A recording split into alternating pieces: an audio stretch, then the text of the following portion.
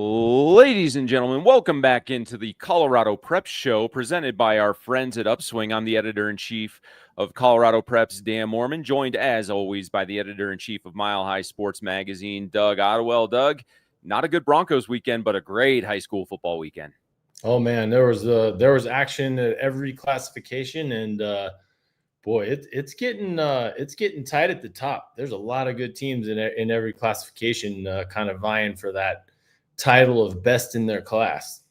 And what's fun is, of course, we release our new rankings on Colorado Preps, our new football rankings each week. They are up now. Go check out coloradopreps.com. And I happen to look today, and we've got the first set of CHSAA Selection and Seeding Index rankings. So I'm curious to talk about that with one of our guests. We've got a great show. We're going to be joined by our friend Jermaine Stafford, as always, to chat football here in a bit. We've got Broomfield head coach Robert O'Brien talking about their big come-from-behind win on Thursday. And my buddy Andrew Stossmeister from Heart of the Rockies Radio. We're going to talk a little 1A football because rumor has it there's a big game upcoming this weekend, Doug. I think it's one you're probably excited about as well. But as we go into things, what's on the upswing for us as always?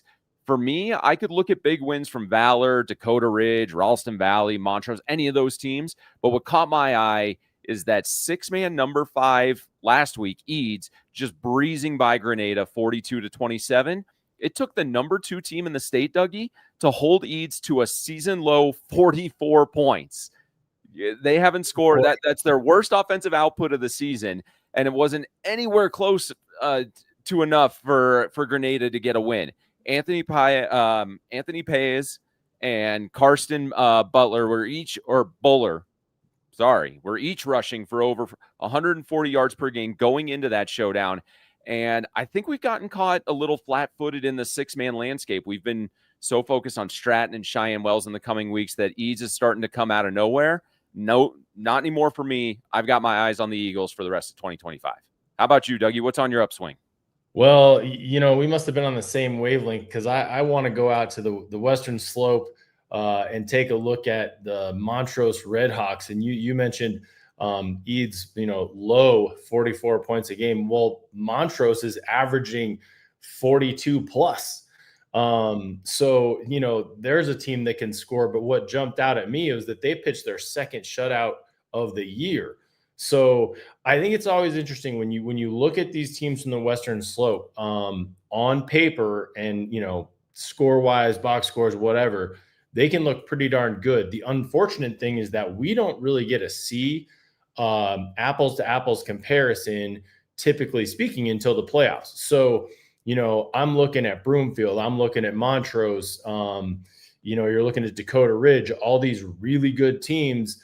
And yet they haven't had a chance to play each other. So I think that Montrose jumps out at me this week. That's why they're on my upswing, because defense wins championships.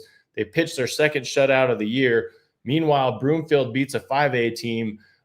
Things are just heating up. So Montrose does play Mesa Ridge on October 17th. That's kind of our first look at how that team's going to compare to one of the front range teams in our top 10.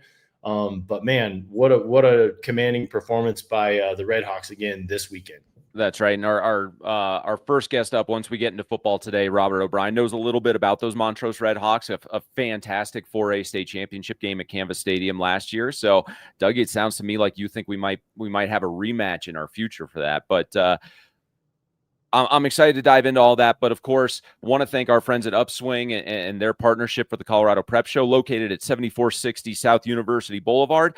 Doug, Upswing gives young athletes the chance to train like champions while building discipline, confidence, and resilience. It's the same thing that you see, whether it's every week on the football field, on the softball field, soccer pitch, heck, even the golf course. These kids, the best ones, the ones that are at the top of their field, they're all doing so by building great habits through discipline, confidence, and resilience. When they're done competing, they can head to Upswing, grab a cold plunge, grab a sauna, some compression therapy. It's all designed to help kids train safely and perform their best. I needed that upswing recovery so badly this week. I wasn't able to get up there, but our friend Jermaine's going to be happy to know that we're planning our shows that are going to be live from Upswing in the next few weeks. And I'm going to take advantage of those facilities after running the Pikes Peak Ascent for the first time in my life, which was a great experience. Sounds expensive. all that stuff, doesn't it? But earning an UPSWING scholarship can help launch a young athlete toward that next big win. It's a cost-friendly facility. They just want to do great things for kids. If you want to learn more, all you got to do is visit upswingfoundation.org. And with that, we bring in our buddy, our football guru, Jermaine Stafford, who's on location today. You're not sitting in the Mile High Sports studio, man. You're looking maybe a little more comfortable. Where are you at? I am in Las Vegas today. So I was on a business trip. So I am on my way back, but I'm shooting line for Las Vegas. I was going to go from the sports book, but it's a little too loud in the sports book today. So I didn't think that would be suitable, but I am coming back from a business trip, but I could not miss this show. Very excited to talk about some great football, some great rankings. I couldn't miss having our, coach from up north, coach up in Broomfield on the show. So I'm happy to be here. Well, I mean, they say what happens in Vegas stays in Vegas, Jermaine. I hope your money does not stay in Vegas. Well, my money doesn't stay in Vegas. My hair might stay in Vegas, but my money doesn't stay in Vegas. Well, with that, we're so excited to dive into the football landscape, and I'm not even going to hesitate. We're going to welcome in state champion, defending 4A state champion Broomfield head coach Robert O'Brien. We had 3A's Ryan Goddard in last week post-Cannon game, but Coach O'Brien, I mean, as you look for another state title, you guys are coming off a fantastic win. How you feeling Monday after that thrilling come-from-behind victory over Legacy on Thursday night? Yeah, feeling really good. Great opportunity for our boys to show what they have against a really, really good opponent in Legacy. And we've got another really big game this week against Erie. So kind of moving past this Legacy win and kind of all gears towards playing a really phenomenal Erie team. Coach, do you feel like your identity from last year to this year in terms of what you like to do or what you do best, both offensively and defensively, is it the same? Is it evolving? How do you kind of define this team versus last year's team? Yeah, it's definitely evolving. We lost 22 seniors last year, and we lost skill players all over the place that were seniors last year. So we've kind of had to evolve and to make things a little simpler, to make sure that our younger guys have a good grasp. But I think in the second half, we made a lot of adjustments and saw that these kids can handle a lot more than we thought they could. And that was a big, step in the right direction for us as a program last week. And you mentioned some of the players you lost, some of the players that came in. I mean, you have an outstanding freshman running back. We talked him up a couple weeks ago with our friend Brent New at Boco. But I want to focus on junior quarterback Matthew Marilat, because this is a kid who stepped in with limited varsity experience, a program now that's coming off 2 state titles with 2 different quarterbacks. So a lot to take on his shoulders. Maybe a mixed bag in that first game. I know he had a turnover. How has that kid grown just in that role of starting quarterback for this state championship team? Matt grew so much at halftime, to be totally honest with you, of this last game. I think he will tell you the first 3.5 games, things were coming at him fast. And it's a lot, without those varsity reps and without that experience, coming in and playing at a big, loud event like Legacy Broomfield can be a challenge. And I think that those lights were a challenge for him in the first couple of games, especially in the first half of Legacy. But boy, did that kid grow up at halftime and make some huge adjustments. And he played really, really well in the second half, made some really big throws, and was able to get our offense, in position to be successful. And hats off to him. He's learned how to be a leader and develop some of those skills really, really quickly, probably faster than we thought he'd be able to do. Hey, Coach, it's always great to see neighborhood rivalry football games. So, but when you have 5A and 4A, those classifications, I know that doesn't mean a lot to kids when they play football games. How did you approach this week, knowing that you could have a chip on your shoulder, but you didn't need to have a chip on your shoulder to compete with guys that the kids play with every day in the playground per se? How did you go about mentally preparing your team to take on a upper 5A football team? Yeah, these kids have been playing with each other through the Broomfield Blitz program since they were in 3rd grade. We've got, there after the game, you got pictures of 10, 12, 15 kids at a time by class, who they grew up playing with. So it's a really great experience for the kids and really for our community as well, just having that that sense of community out there and the number of people that were at that game. But I'll be totally honest with you. We treat every single game the exact same. And I know that's coach speak, but it really is true of what we do. We look at every game as 0-0. And, coming off of a state championship, we know that our name is circled on a lot of schedules. And we know that we're going to get everybody's best punch, everybody's best shot. But for us, it's really about playing 0-0 and having that mentality. And we really don't look at any game any differently than any other game. We prepare, for Erie the same way we prepare for Rocky Mountain, the same way we prepare for, Frederick. We have that same mentality of we're going to do what we do. We're not going to change a whole lot of things. We're going to make a lot of adjustments at halftime. But for us, it's that same mentality of the week looks no different. The practice looks no different. We try to eliminate pressure as much as possible, understanding that we're going to play our game. We're going to do what we do best. We're going to let the chips fall where they may. Coach, we have the video here to capture this last play, the game-winning play. And you mentioned these guys have been playing together since they were kids. I happen to know that this last play was Maryland to Montoya, which has been happening since they were in 4th grade. Walk us through what happened here on the last play. 4th and 2, game on the line, 2 minutes left to go in the game. What you don't see on that play is that we started this drive at the 6-yard line and went 94 yards in 17 plays over the course of about 4.5 minutes.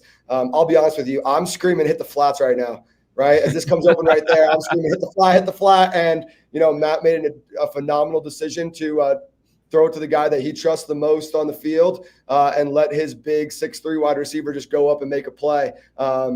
And so, as a coach, I'm thinking, hey, let's just get the first down. Let's try to bleed this clock a little bit more. And if we can score with 30 seconds, even better. Legacy had a phenomenal game plan, really, really good tight end. We did not want to give them the opportunity to have much time left on the clock, but Matt saw what he saw, made a great play, was able to get that thing up to the end zone and where he knows his best friend's going to go get it. Well, and one point I want to make up, and you mentioned about how he grew up so much at halftime. He took a hit as he's delivering that ball. And by the time he threw it, Gavin wasn't even open at that point in the route. So I understand why you're yelling, hit the flats. But when you see a kid like that now in that moment, can this be a definitive moment for this team and for that kid, as this is a guy you're going to have to pay attention to now for the next 2 years? Yeah, absolutely. Matt is a phenomenal football player, but he's a better leader and he's even better in the classroom. So he's going to set himself up for all the success in the future with those things that he does off the field, in addition to what we're seeing now on the field. His decision-making is getting better and better. I think that's probably, as you guys all know, I think that's the hardest thing for a guy who's coming into varsity playing time without a ton of experience, that decision-making. Because at the JV level, he played JV as a freshman and a sophomore.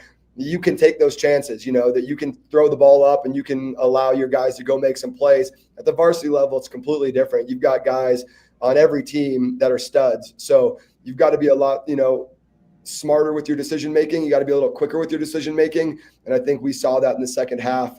And we're excited for what he brings to the table for the rest of this year. After the game, our team was really excited, and they had talked about, that halftime was the change of our season. We struggled the first 3 weeks to find a rhythm.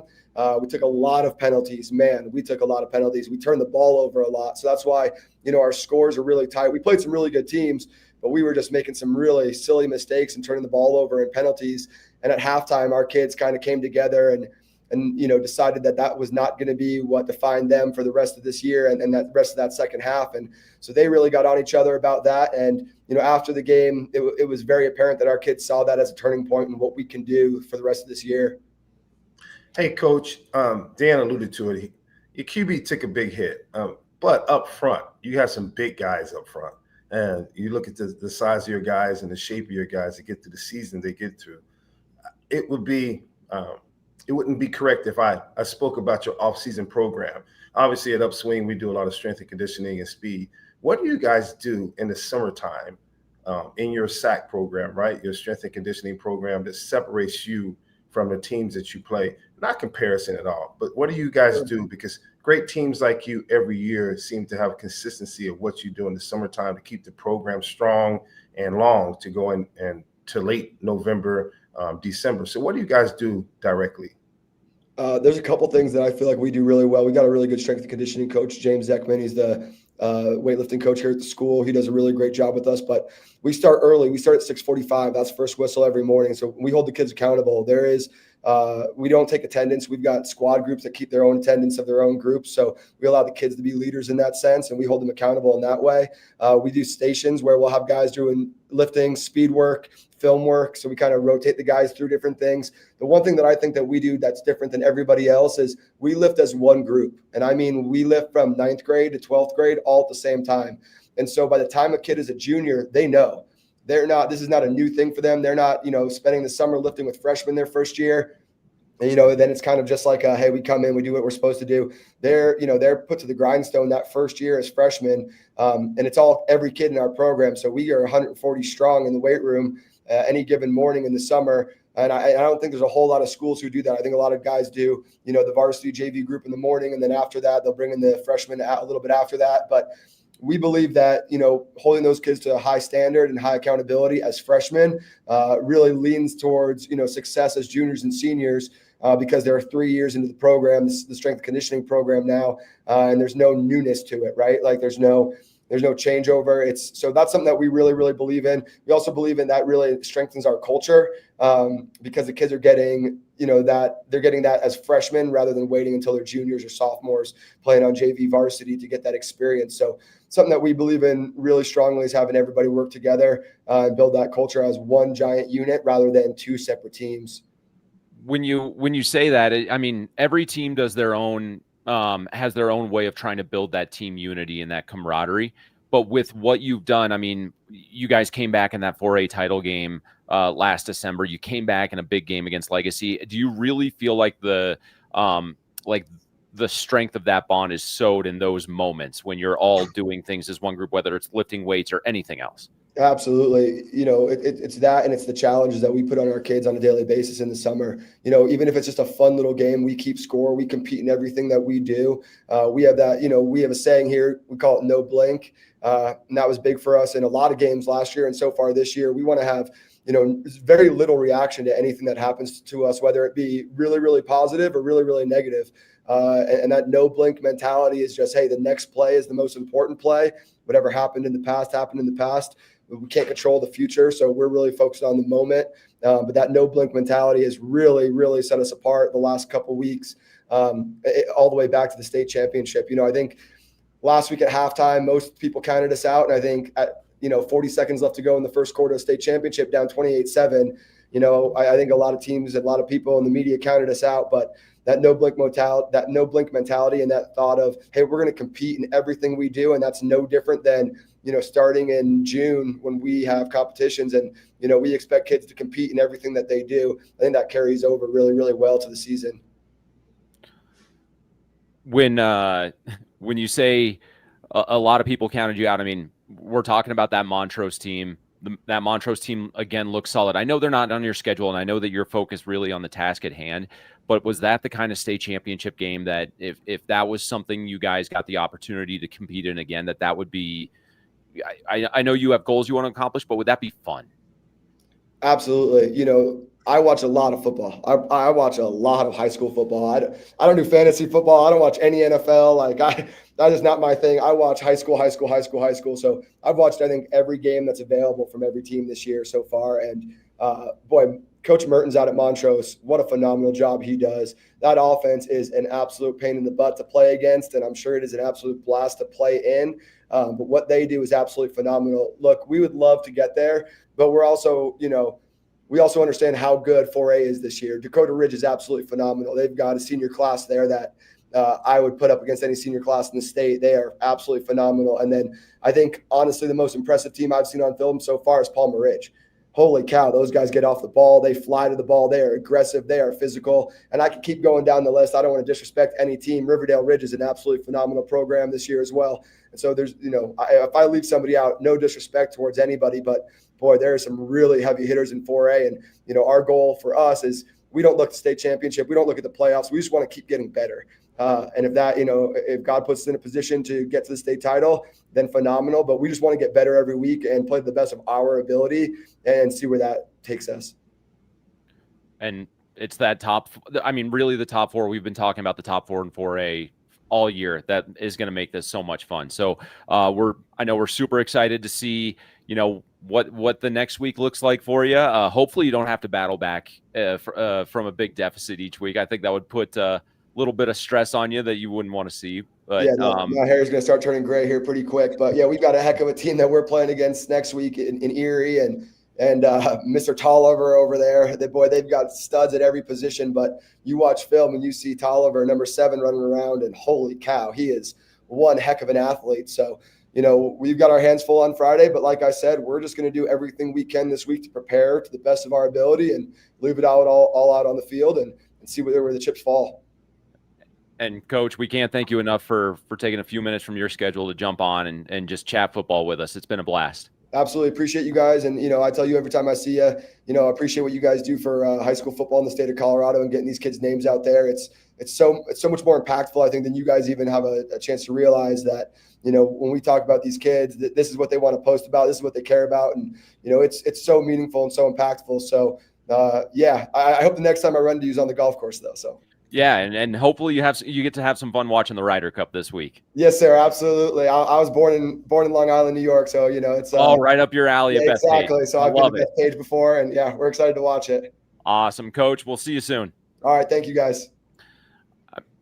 I mean, guys, he mentioned the top of that 4A deal, and Dakota Ridge is one that obviously. Thank you to Broomfield coach Robert O'Brien. Just good mentality, great things to say about his boys. I know that he's looking forward to competing, but we start looking at that top end of 4A, guys, and this is where I want to take the conversation next. Is CHSAA released its first football selection and seeding index, and what's funny is we talk about those top 4, where Coach O'Brien talked about what he thought is the top 4, even though 4A is loaded, and them, Dakota Ridge, Montrose, Palmer Ridge.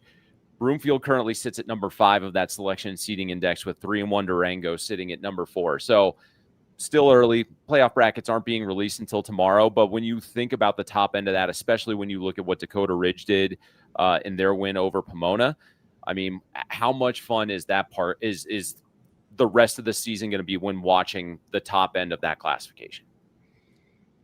It's loaded. I mean, there's no other way to put it. And really, all those teams have star players. So it's what you want, as we get into October, you want to have, and we talk about 4A, but 5A is the same way. There's so many good teams, and it's just really fascinating to watch, to see. And it's interesting that as we're talking about the classifications and things like that, the Dakota Ridge and Pomona square off, because those are 2 really good teams in 2 different classes. So just to see how they competed. Dakota Ridge, I do believe they're right up there, every bit as good as Broomfield and Montrose. It's sort of a coin flip as to which one of those is truly the best until we really know. Then you look down too, you see Thompson Valley, Loveland, same thing, 2 different classes playing against each other. And it doesn't seem to impact the quality of play. These teams that are good against the class up or the class lower. So I think with the schedule watching from here on out is prime time. Yeah, I agree. It's a great point. It's interesting when you see teams getting to week 4 and 5, right? Week 6, like, are they going to stay healthy? What stars are going to continue to be stars? How will the coaches create the narratives moving into what I like to call the code season, right? It's the time during the season where guys are more excited about playing the next game because of wins and losses that they didn't feel so great about. But yeah, this is a time of the year where everyone looks great, but this would be the time of the year as well where, as you see my question alluding to coach, what do we put in the summertime to be able to put us in position for the next 6 to 8 weeks of your season? And yeah, it's a lot of great games coming up. I'm very interested to see every level, definitely the 4A level, but 5A is going to heat up here very soon. So both of you guys vote in the Colorado Preps football polls. So one of the questions I wanted to ask, because Dakota Ridge got a big win over Pomona, and Pomona's no slouch of a football team this year. You see Thompson Valley get a closer win over Loveland, who's up in 4A, and we even look at teams like Brush beating Ray, who's the defending 1A champion, and Forge Christian and Kent Denver going back in a seesaw affair that saw Kent Denver come away with a 43-40 win. How are you evaluating those games when it comes to trying to put together what is a very subjective top 10 list in your mind? I think it's very difficult, to be honest. I think you try to make it as relative as you possibly can. Maybe go back and try to find common opponents to see how they fared against a team that they both played. I think the other thing is to sort of look at, how lopsided was it or how close was it? Those things matter, I think, especially when you're talking about teams that are in the top 10 of a different classification. I thought the one that was very interesting this week was Kent and Forge, because, Forge is one of those teams that's a really good, top 5 team in 1A. Kent is traditionally a good program. They're not, they may not be in the upper echelon of their classification this year, but like we talked a lot about the multiplier last week. Those are 2 schools that would probably fall into that, private school multiplier conversation. What would that mean? They're obviously very, very equal, even though they're in different classes. So I think that those games are fun to kind of look at and try to evaluate. You asked, what's it like? It's a challenge, but it's also, I think it makes the job very interesting, and it makes looking around the state and try to, bigger picture. What will the multiplier matter if you have schools like Forge and Kent going at each other and really going head to head? Yeah, I agree. And the local rivalry games make a big difference when you look at the Great point. Look at Legacy and Broomfield, just what a coach alluded to. Those kids grew up in the blitz system. These are buddies, they're friends. So that's a great measurement of just how good they may be in each class. I do not believe when you have teams that are higher in 3A, higher in 3A, play a 4A, and they lose those games, they should be penalized for that, because obviously it's 3-4. Same way if you flip it 4-3, I don't believe teams should be penalized if they lose to a top end 3A program, because at the end of the day, we know a lot of these schools are carrying that weight regardless. Look at Pine Creek for years. We've known Pine Creek to be 2 all the way to 5A, and they played everyone every season. But those Pine Creek teams was the higher level athletes up there in the Springs that can go compete against the 4 or 5A teams. So it depends on like the landscape of the school. What type of rivalry game was it? I would love to see Lutheran High School play Ponderosa, right?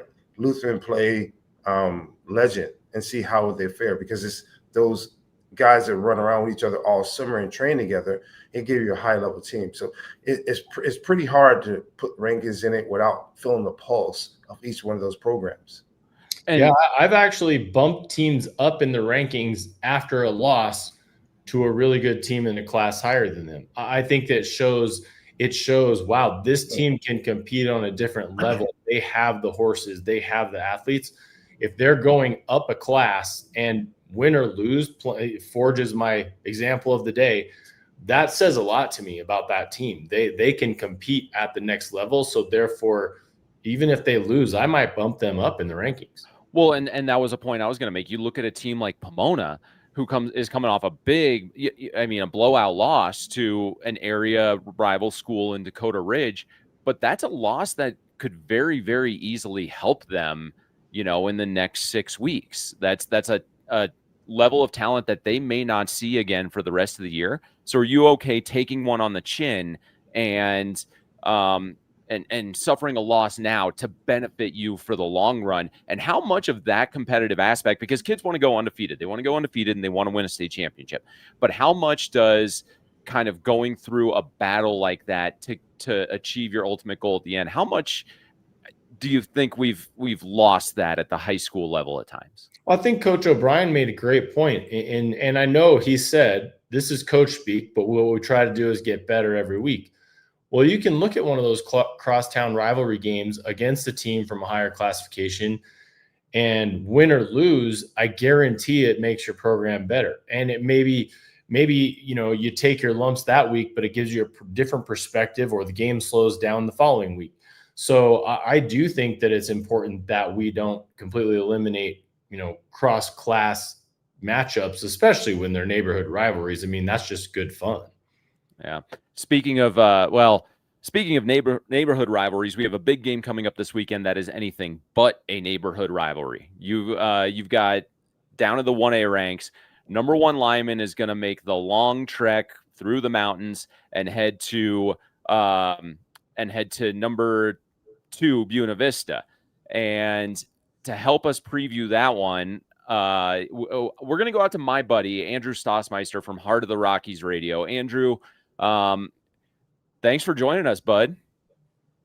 Hey guys, how are you? Good. Thanks for having me on. We're happy to have it. It's Turnabout's Fair Play. You had me on your show last week. I got to come on. The difference is today we're talking football. We're not talking, politics and legislation, anything like that. But man, the Demons have had a great start to their year. What's been the key behind that fast start? And do we have them listed as our number 2 team on the Colorado Preps football rankings. Is that a valid ranking from what you've seen from this team? As far as I can tell, I think it's super fair, Dan. And, I think one of the things kind of looking at, everybody always talks, you start quarterback, you start running back, you start looking there. The impressive part for me, for Buena Vista, is their defensive line, their front 7.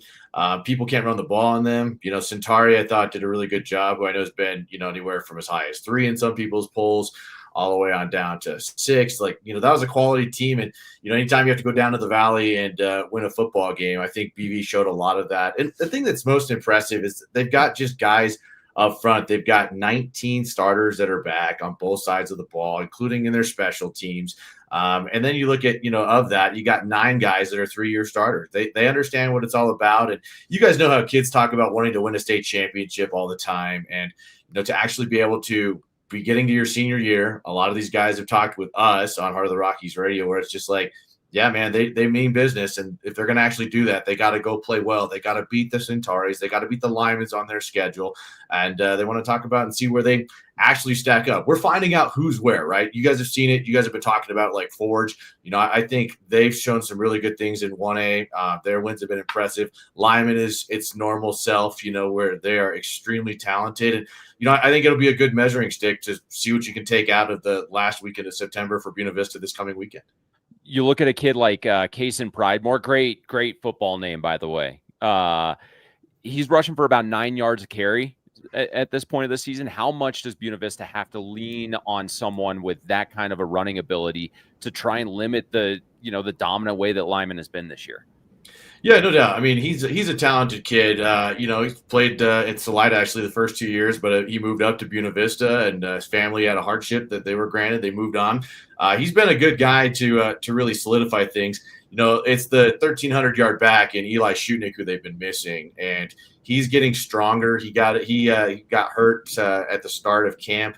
Hasn't quite been fully healthy. He played pretty well, though. He was a big boon in that Centauri game. And I think, you talk about having 2 guys that can really run it, being patient in the offense goes a long way for them. But you talk about starting kind of at center with Cash Flavin, who happens to be head coach Matt Flavin's son. He's a 3-year guy on the line. He's been really good. Abel Flowers, who's, a top linebacker for them. He plays right guard, and they like to run off of those 2 guys. And then so far we've already seen the right tackle a lot with, Reed Lundy at different times, and then you watch a guy like Carter Stromer. Teams cannot block that. And, BV hasn't been truly challenged behind what their back end guys, if you will, are capable of doing. I mean, there's a lot of talent there, but they've been so good on the line of scrimmage that, Dan, you could run through the hole. Well, let's a runner, not a sprinter. Yeah.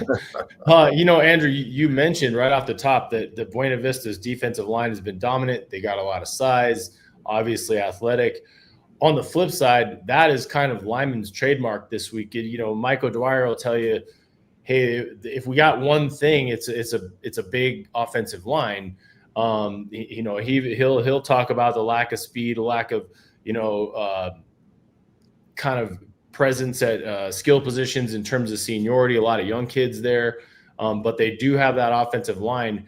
When you take the strength of the lineman as a huge offensive line and the strength of Buena Vista as a huge defensive line, who wins that battle, or is this why we got to tune in to watch? I think this is why you got to watch the football game. I know people want to talk the stuff that happens behind those guys, but this is the first time in several years where I've seen Buena Vista is legitimately stacked up to be able to face a team like Limon on the line of scrimmage.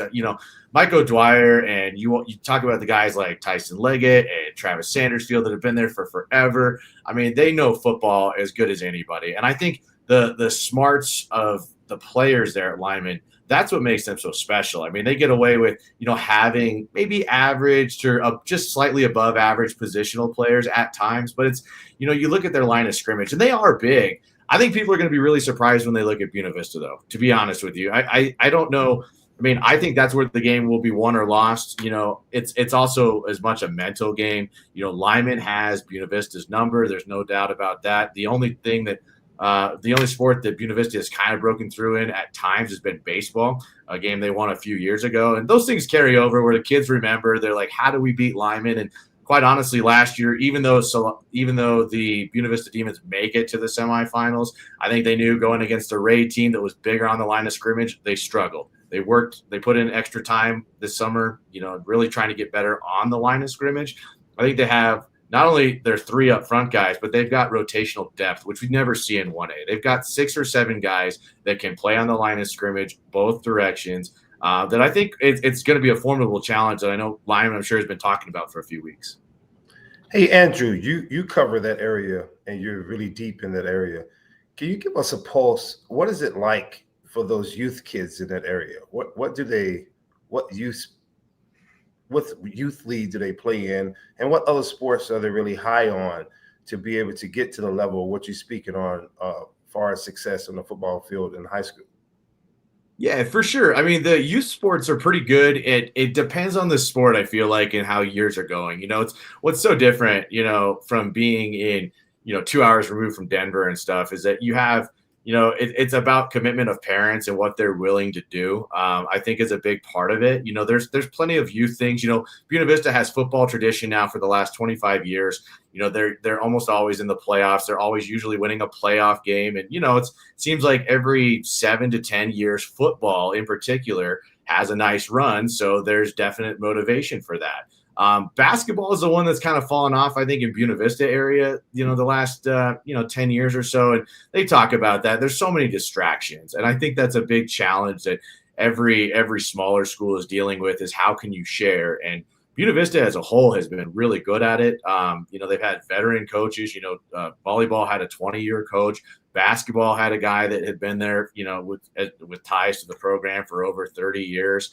And having a football coach like Matt Flavin. I mean, Matt has been with Buena Vista since 2006 in some capacity or another. That goes really well, I think, in terms of helping share the athletes. But at the end of the day, it comes down to, the willingness to how much are parents willing to say, if we want to get better, we have to go play and we have to go drive. And that's why if you look down the road in Salida, the soccer program here is phenomenal. The youth soccer here is huge. I mean, I think starting at 8 years old, they're taking people on a 5-city tour starting in Albuquerque, New Mexico. They'll play Denver, they'll play Greeley, they'll play Wyoming. I mean, there's commitment, and there's a huge amount of parents and staff that are willing to do that basically on their own time. Andrew, you've given us a ton of great background on this game specifically coming up. Let's put a bow on it. Limon wins the game if, and Buena Vista wins the game if. How do you see this going for either one? I'm going to look at third downs, I think, in a game that matter like this, and honestly, fourth downs. I think Buena Vista has been really stellar early season. I know it's only 3 games, but their off-field rate on third down is 86%. I think that's a huge number for them. They're making a lot of things happen in that respect. I think it's, Buena Vista wins if they believe. They're going to have to execute. They're going to be tested on if they can throw the ball. The health of Eli Shudnick, if he runs the ball well and Buena Vista kind of can play that keep away game in their mind, I think that's their path towards winning. I would say, like most people will probably expect Limon to win this game. I don't know that home and away truly matters in this particular game. I mean, I think it's going to be a rowdy crowd. They've got a lot of stuff lined up for not only day of, but kind of tailgating and leading up to that. I think will make it a special high school football special for what Limon likes to do. I mean, Camden Tucker, those two guys are super good. But, to me, it's, does Buena Vista block Caden a lot on defense? I mean, he is just a dude that is all over the place. I mean, I feel like him and Dryson Davis, those are big guys. I mean, and Caden, I think these days is in that 250, 260 range. And then Dryson's, 6'4", 230. Like, he's a horse, right? I think Buena Vista's got 3 linemen that match that really well. But they've got, I don't know how many teams that have a guy that's their backup quarterback and safety that also blocks and will play offensive line for him. And that's Reed Lundy. He'll be tested. I've seen watching linemen this season. I mean, a lot of people say, yeah, we'll run the other way and leave that guy unblocked, similar to when you're running zone schemes. That's not going to work against linemen. You got to really have hat on a hat. And, I think Buena Vista's there for the challenge. It's as much as anything, a great high school game that gives you the opportunity to say, everybody kind of knows each other. Social media is, has these kids talking to each other. They all want to go on and they all want to hoist the gold ball at the end of the season. This is a great test for both sides here in week 5 to see who's got it right now and who hopes to be able to take it on through with them. Andrew, I'm going to point to people like Doug and all my friends that ask me, is it Buena Vista or Buena Vista? And bring them back to this video and remind them that you've got to know it's Buena Vista. Oh, I know. It's so funny, right? I've had that. So I'm a Denver guy. So I came out here and it was like Buena Vista, right? It's got to be that. My several coaching friends are like, it's got to be that. For whatever reason, they've told me 80 years ago, there are bumper stickers here that will tell everybody it's Buena Vista. They know it's not the right pronunciation. They get upset about it too. It translates to good view. Yeah. Yeah, no, absolutely. And it's one of those that. Yeah, everybody talks to me about that. They're like, well, what is it? Because it's spelled Buena. It should be, right? Locals forever have called it that. And I think that was basically, here's how we're going to know if people are one of us or we got tourists coming through. I think that's truthfully the joke. I mean, Salida right down the road has always been Salida, and that's the same conversation. It's just a little different twist in Chaffee County. Andrew Stossmeister, Heart of the Rockies Radio. I know you can find him online. I've listened to games online when I've needed to figure out what's going on with either the Demons or the Spartans or anyone in your guys' coverage area. Have a blast out there, man. 6 o'clock on Friday night is a big kickoff between the number 1 and number 2 teams in 1A. Appreciate your time, guys. Thank you very much. Thanks, Andrew. Obviously one of the bigger games that we're looking forward to. And guys, I'm going to throw a curveball at you because I didn't have this in the rundown. We were building kind of quickly over the course of yesterday, but that's obviously one big game to watch on Friday. We've got Cherry Creek versus Pine Creek on Thursday night. But when we start looking at the slate of games and how much fun this is going to be this weekend, we have Broomfield and Erie, as Coach O'Brien talked about. We have Valor Christian and Ralston Valley, which is another massive game. Vista Ridge and Pueblo West. Roosevelt and Windsor. You guys can only go to one of those games. Which one are you going to? Well, I'm going to. I know where you're. I could probably guess your name, but go ahead and tell us. Which one would you think? Which one? Let me hear you say it first. I think you're going to go check out the Eagles versus the Mustangs with Ralston Valley and Valor.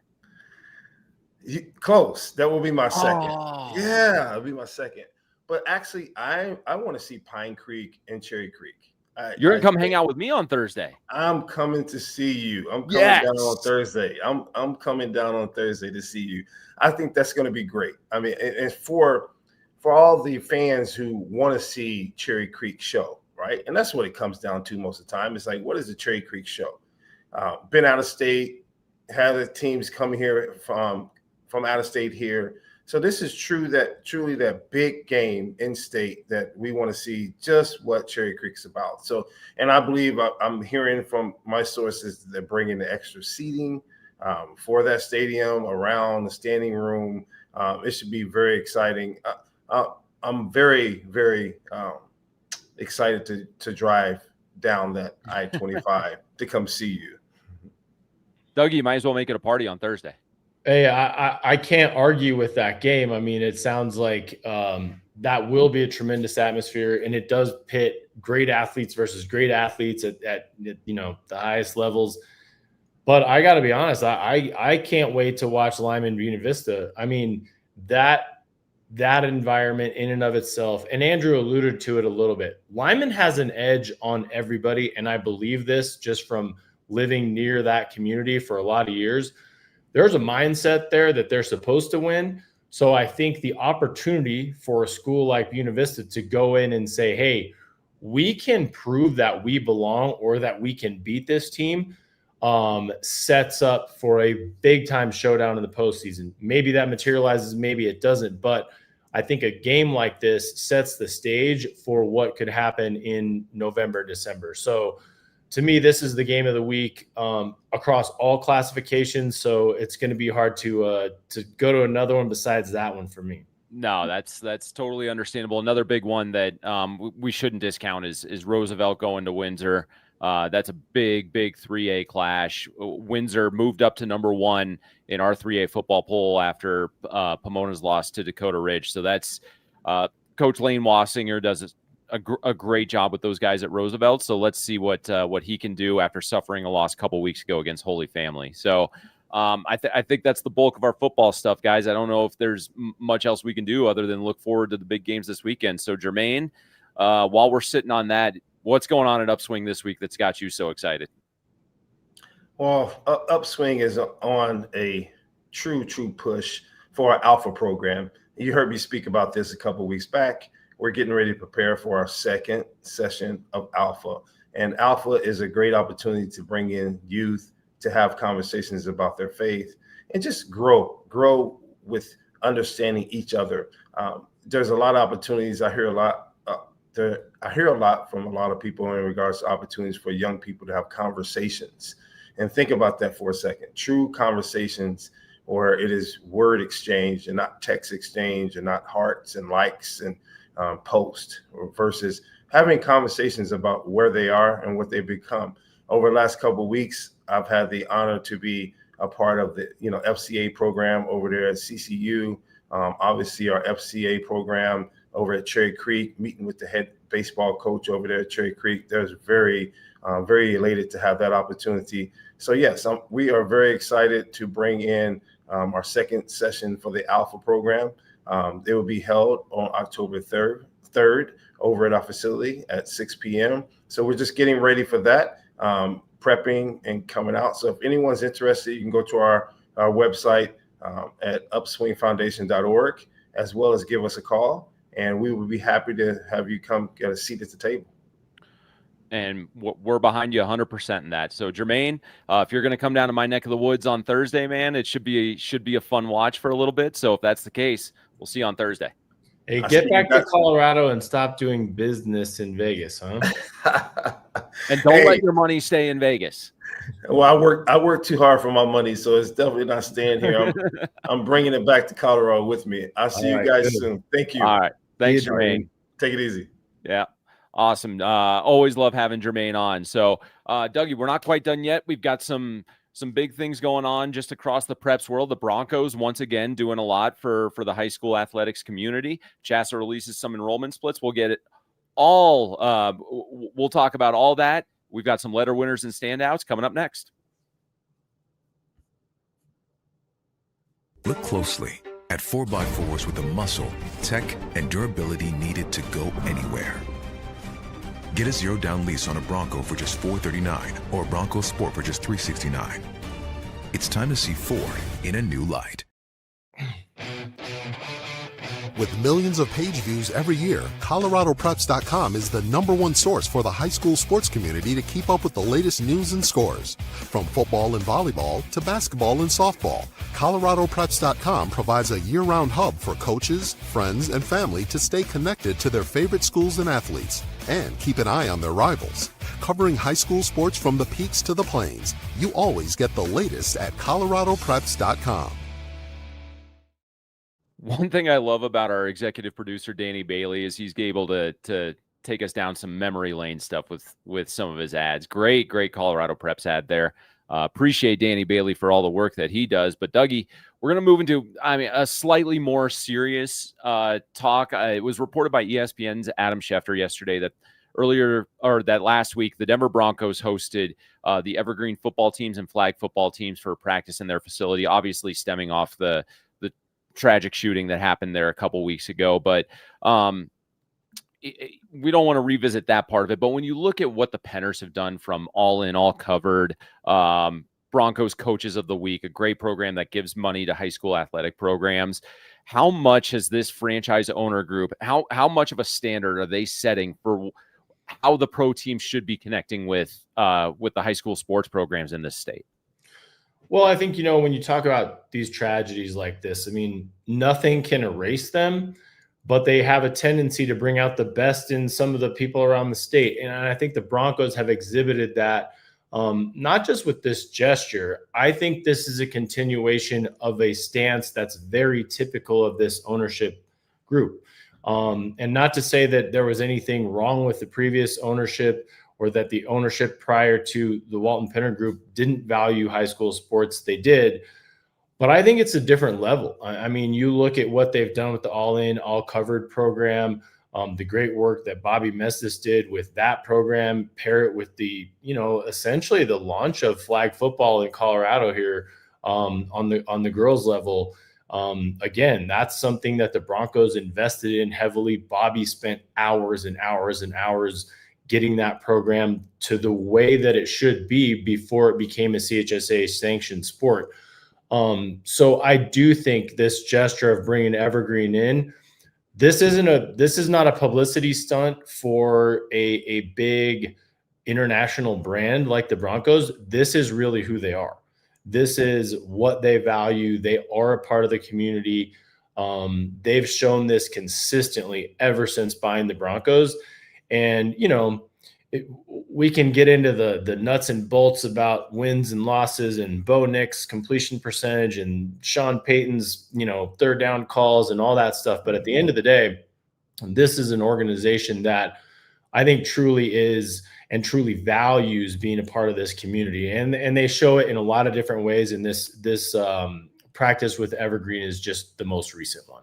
Well, and I want to touch on what you mentioned about flag football and the work that they did behind that, because when that initiative first started, I'll raise my hand and plead guilty to maybe me at the time. I think I overestimated just how much that was going to take off, or underestimated how much that was going to take off.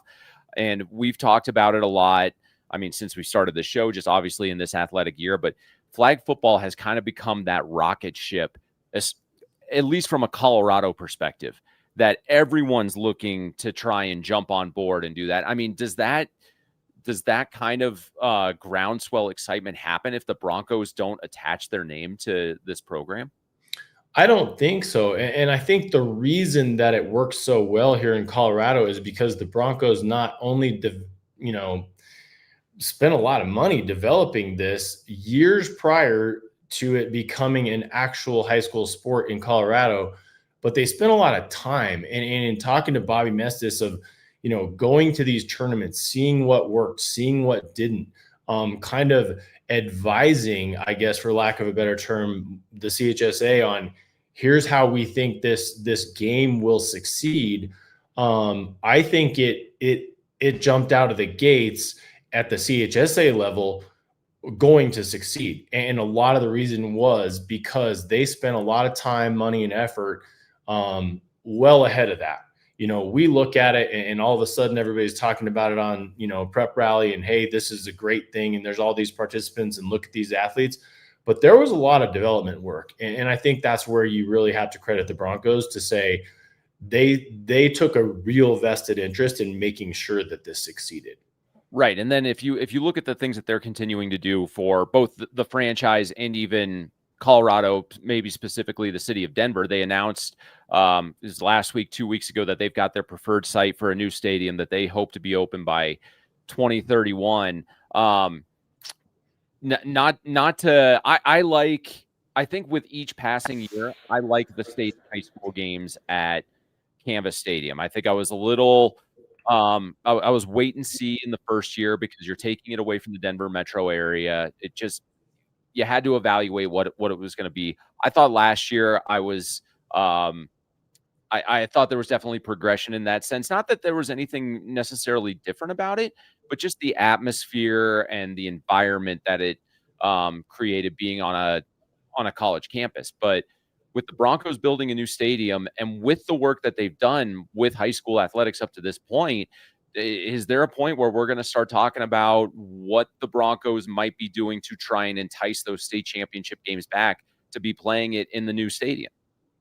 I think it's a possibility for sure. And look, I think that what they've done at Canvas Stadium in Fort Collins it's unbelievable. It's a great venue for a high school game. I think as cool as it is for a high school kid to get a play in the Broncos facility, and that is very cool. It's got to be. But it was so big, and the game almost gets swallowed up by the size of the stadium. I think Canvas on that level is a little bit better fit in terms of the size of the crowd and the size of the venue and all those things.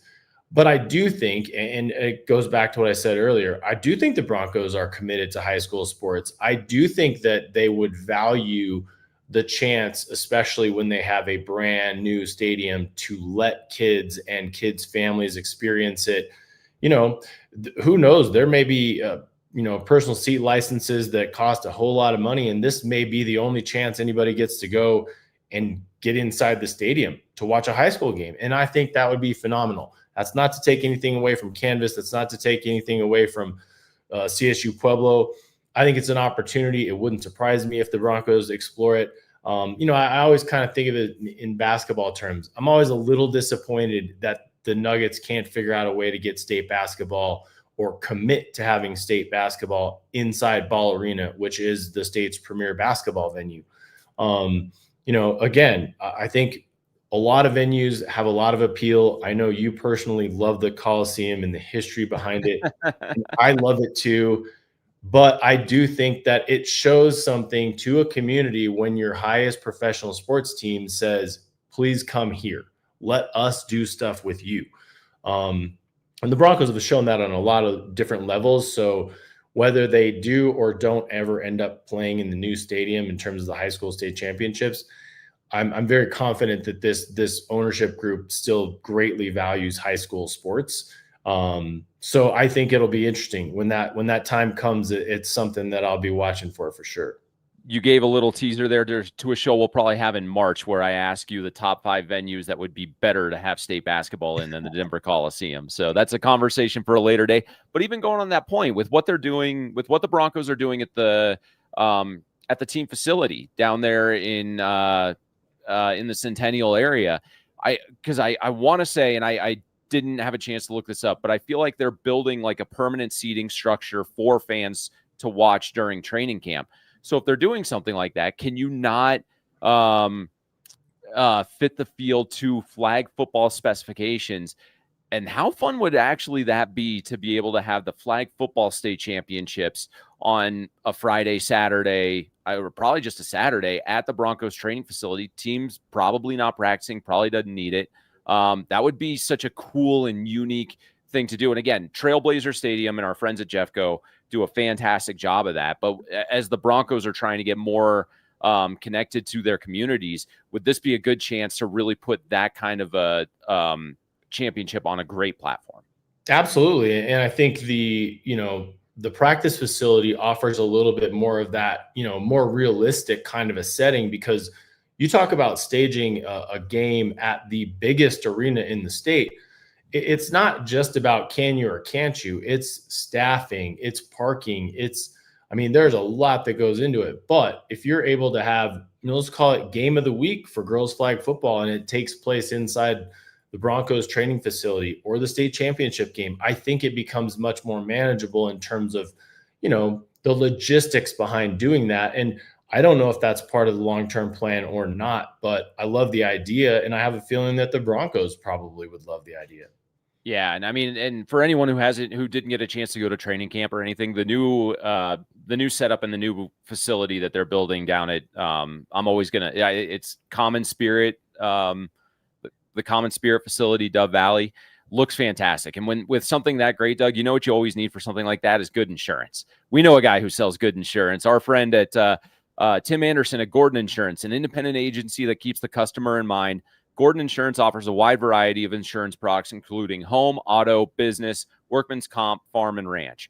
They have offices throughout the Eastern Plains and can be found in Limon, Sterling, Kit Carson, Calhoun, and Flagler. Tim Anderson is a dedicated professional who also moonlights as the play-by-play voice of the Limon Badgers. You can hear his call this Friday night as the number 1 Badgers take on number 2 Buena Vista on the NFHS network. To learn more about how Tim and his team can help fulfill your insurance needs, check out GordonINS.com. Dougie, we're moving on to a little bit more of the news front. CHSAA released its preliminary enrollment splits for the 2026-28 cycle. A few shifts in numbers. The one that caught my eye was the low-end threshold for 6A basketball is moving up to 1,500 kids over 1,430. 70 kids may not be that much of a difference on its face, but we could see programs potentially like Riverdale Ridge and Pueblo West kind of slide back into that 5A grounds. Given everything that's been talked about the last couple of weeks with the multiplier and everything, do we think this could be a push for maybe seeing classifications that are filled with more like schools in terms of competition level rather than enrollment size? Yeah, and I think it's always a fine balance. I mean, I don't think that you're ever going to get a year where everything is perfect and all the right schools are playing against each other at every classification. I think what happens, and this is something completely out of control of the CHSAA, is that schools and their enrollments are cyclical. I go back to when I was in high school, North Glen and Thornton, and I went to North Glen, were the only schools in that area. About the time I was a sophomore, Horizon was built. Well, what happens? Thornton and North Glen shrink. Horizon's small because they're brand new, but they're growing.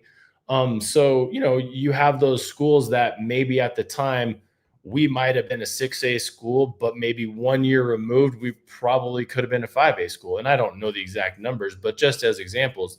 And you see it all the time. When a new school is built in a neighborhood, enrollments all around that school change. So it's not quite as simple as, let's just make that one change to the number down from, 1,430 to 1,500. I think the same school can be in 2 different boats in 2 different years, just based on things outside of their own athletic program. So there's never, ever going to be a perfect solution. I think one thing that's always kind of in question is, should there really be 6 classifications in basketball? I think just the fact that you have the option to have a 6th class can also kind of create some problems and or controversies just because it's an option. I'm not saying it's right or wrong, but I know that there's mixed feelings about that one. Right. And I talk to a lot of athletic directors who wouldn't mind going back to 5 classifications for a sport like basketball. That's something I'm very much in favor of. I've got my own theories in terms of, I've had this conversation a lot. I would like to see 5 classifications in basketball, and no sport in my mind should actually have a state tournament field bigger than 24 teams, especially when you factor in with the multiplier that private schools have to make the playoffs and win a game. I think you need to elevate what it means a little bit to make the playoffs and win a game for that. When if you're the 44 seed in the state basketball tournament at 5A and you win a game, you're still in the bottom half of your classification, and then you're forced to move up if you're a private school because of that condition. So I'd like to see that a little more constrained. And I look at classifications as a whole, and I think like flag football is a really, really good example, because I think that's going to be a sport that you see classifications come into play more. You're going to see more classifications in that sport because the participation level is shooting up the roof. I think when we look at a sport like 4A girls wrestling, I know that not all of the regional tournament fields were filled in order to qualify for state. So that's always one where I look at and I'll ask, did you need the 4A classification then? At the state level, it's great because you had so many great stories. I could think of, Sierra getting its first girls state champion wrestler. And, you got so many of those situations that I liked, but I don't know if we need a 2A golf, and I don't know if we need those kind of, I don't know if we need those numbers spread out the way that they are. So I think the new enrollment splits, the multiplier, the dominant program. I think these are all steps in the right direction. And I think piece by piece, it feels like they're like the classification issue, which in my mind has been one of the bigger ones of high school athletics for the last 10, 15 years. Open enrollment obviously plays a huge role in that. But I think we're starting to move in the right direction to where we're getting everyone grouped up the way that, makes it competitively equitable for a lot of people. Yeah. And I would, be quick to remind everybody that this state is in a massive evolution. I mean, the influx of population, the change of even I would say values in terms of how important high school sports is versus what they might have been 20 or 50 years ago. Mm-hmm. I think that all that stuff comes into play, and this is a living, breathing thing. You made the point about, do you really need 2A golf? Well, you know what? There was a time when, there was one lacrosse class. Well, now everybody plays lacrosse. After the Mammoth moved to Denver, every school, not every school, but a lot of schools play lacrosse where it used to be literally just a handful. So you don't need that extra class until you do. And then even then it's imperfect, or maybe it takes a couple years for it to make true sense. So like I said, it's a living, breathing thing. Every single change is going to be change again someday when you really think about how this state is growing and the importance and the variety of high school sports offered. Today's rules will not be effective in 5 years, and those rules will not be effective in 10 years. So I think you can just pretty much plan on this constant evolution of the best way to conduct high school sports. And I would remind everybody, I think the goal of everybody involved, whether it's the schools, whether it's the CHSAA, whether it's, coaches, parents, whatever, the goal is always to make things the most competitive and the most equally competitive that they can. Mm-hmm. It's just never going to work out perfectly all the time. Right. And we'll even reinforce that and say that is what they are trying to do consistently. And just because the effort doesn't turn out the way that everyone thinks it should, doesn't mean that the effort isn't there. On that front, we'll move on. I mean, we're going to have so much more classification and everything to talk about as we get through this year with the new cycle beginning next year. But plenty of great content over the last few days up at coloradopreps.com. Our guy Bobby Reyes came in with another great story. Niwot Cross Country's putting together strong runs. Had a great weekend at the St. Vrain Invite. Dougie, your guy, watchless Oliver Horton, clocked a 14:38 at the Coronado Cougar Classic right down the road from my house in Monument Valley Park. My buddy Marcus Hill at the Gazette, I believe he tweeted out that it was a course record. So good on Oliver Horton. Cross country Bobby called it too, by the way. He said he did. Last week's show, he said, hey, you watch this race. This is when Niwot starts playing for real. Mm-hmm. He was very tuned into that. And I think, in reading his story on coloradopreps.com, it gave pretty good insight as to the, cross country and how it's shaping up. That's right. And we're about a month away from regionals, which will begin cross country postseason. And then the state meet, I believe, is November 1st at the Norris Penrose Event Center in Colorado Springs. 3A girls volleyball, Alamosa is a team that is just putting together a really good run. They have one loss, and that's to number 1 Eaton. So the Mean Moose are playing well, and Ashlyn Rice has kind of been quarterbacking that offense, just leading the state with assists. Fantastic job by them. I mean, we're going to get into some really good volleyball in the next few weeks. Around that same time as state cross country, we'll have the Cheyenne Mountain Invite, which brings a ton of great schools all under one roof at the Broadmoor World Arena. Looking at the selection and seeding index in boys soccer, Dougie, we have 10 5A boys soccer teams without a loss, led by number 1 defending champion Cherry Creek. And then we get all the way down to number 22, where the Westminster Wolves are still without a loss. 4 unbeaten teams in 4A, 8 in 3A, and just 1 in 2A. And then as crazy as it sounds, we are 2 weeks away from the beginning of state championship season. Boys golf state tournaments begin 2 weeks from today. Doug, I think you're planning on checking out the first day of the 3A state tournament at Eagle or at Eagle Ranch, where I'll be camped out for both days. But we're getting to the point. It's already weird to talk about. Like, postseason is right around the corner. Hey, I woke up this morning and there was a crisp in the air, and I was like, man, it's championship season, just about. I mean, it is right around the corner, and it's always amazing to me how this first semester or first, fall sports schedule, it flies by. So, savor it while you can, because it's going to be state championship time here any minute. Yeah, and then with that, I mean, it's hard to believe that we're actually halfway through the football regular season.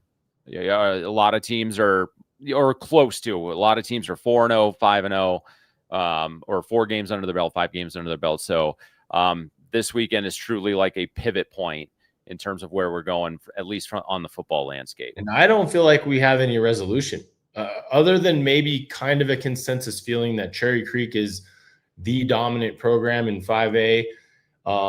Outside of that, I think there is an infinite number of possibilities literally in every classification. Well, and what's funny to me is and when I look at the rankings each week, when you look at it at 2A, the Classical Academy is holding on to their number 1 spot. They're the defending state champion. A lot of people are putting a lot of stock in Strasburg. I mean, they have a standout running back, Aiden Dodge, who was featured in the Mile High Sports Magazine Shoot It Upswing. He's having a good year.